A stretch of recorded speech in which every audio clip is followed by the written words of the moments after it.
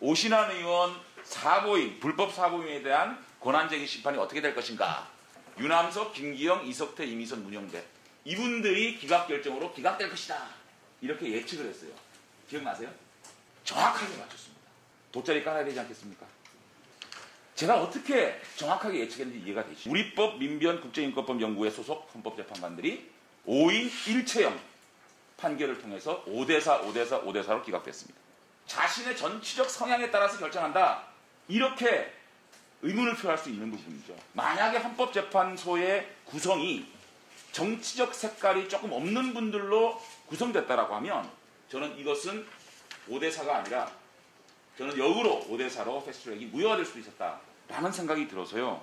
지금 헌법재판관의 구성을 보면 이제 더욱더 심하다는 것이 취임 이후에 8명의 그 재판관이 임명이 됐습니다. 그중에 5명이 우리법 연구 우국민 인사입니다. 헌법재판소의 독립성과 중립성이 굉장히 우려가 되고 있다. 그 우리법 연구회와 지금 민변의 출신이시죠? 처장님도. 네, 저도 우리법 위원이었었습니다. 공수처법이나 뭐 아니면 또 그 국민의힘에서 뭐 제기한 여러 가지 그 강제 배정, 상임위원회 강제 배정 뭐 이런 것이 있습니다.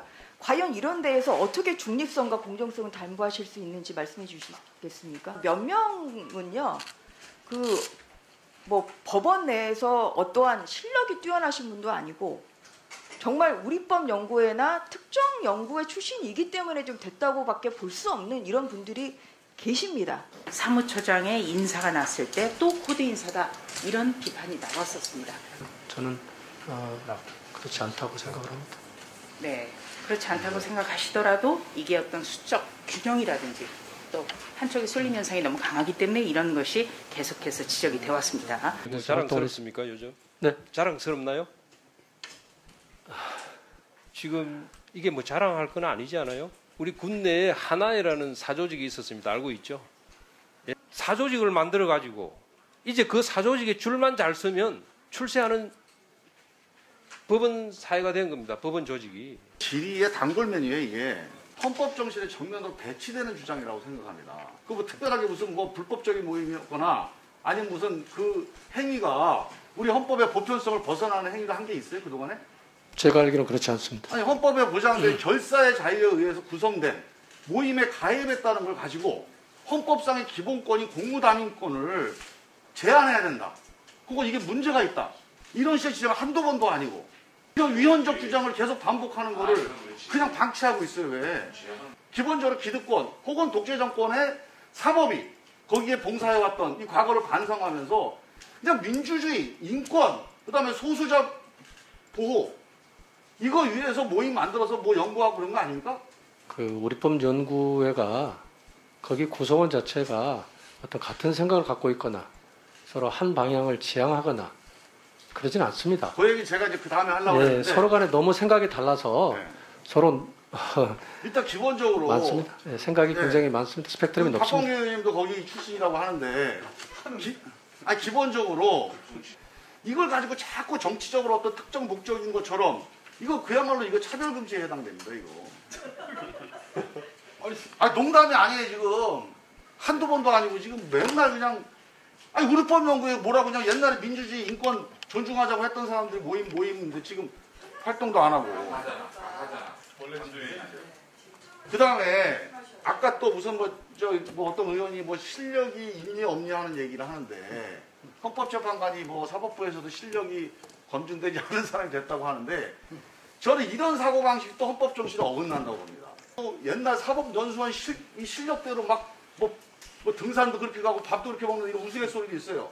뭐 실제는 모르겠지만 이런 엘리트주의가 사실은 우리 사법에 있어서 엘리트주의 정말로 경계해야 되거든요.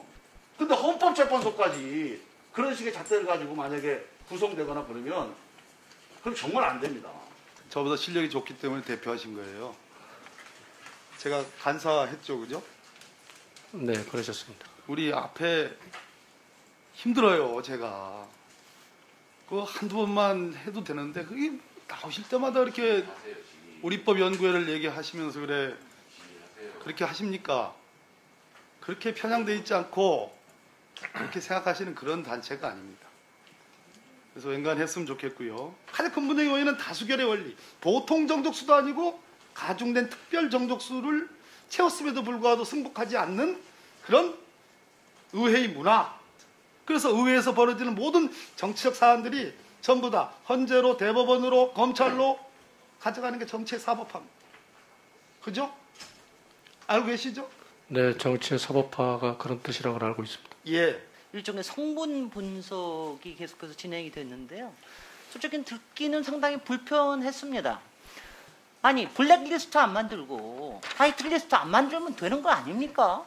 민변 같은 경우에는요. 제가 정말 저런 사람은 어떻게 변호할까라는 이런 사람까지도 인권 차원에서 변호해주는 그런 변호사 단체입니다. 그래서 저는 민변에 속해 있다 그러면 적어도 저 사람은 출세지향적인 사람은 아니다. 이런 믿음이 있습니다. 근데 그런 사람 출신을 가지고 이렇게 얘기를 하시는 게 저는 상당히 좀 불편하다라는 이제 이런 생각, 그리고 그런 거를 똑같이 자꾸 제가 여기에 계신 분이 당신은 어디에 속해 있었어, 어디에 있었어, 어디 나왔어 이런 얘기 하면 좋겠습니까?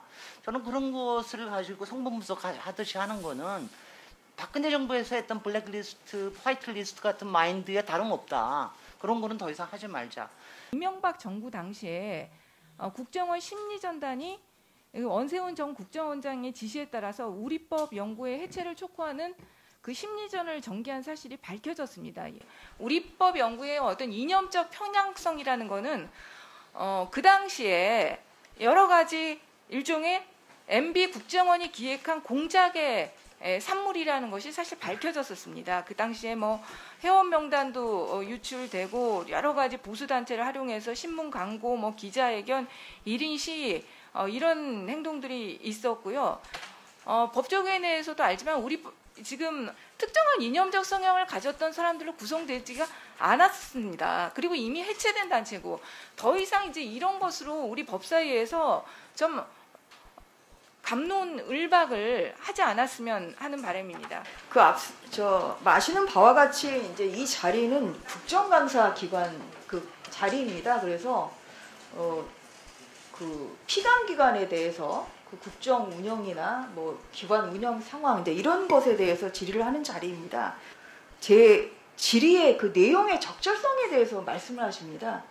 근데 이것은 생각하는 뭐 어느 당의 입장 아니면 각자 생각에 따라서 충분히 자유롭게 그 피감 기관에 대해서 질의를 할 수 있는 것이라고 생각합니다. 따라서 이와 같이 그 질의 내용이 뭐 적절하다 적절하지 않다 이렇게 지적하시는 것은 굉장히 그 바람직하지 않다.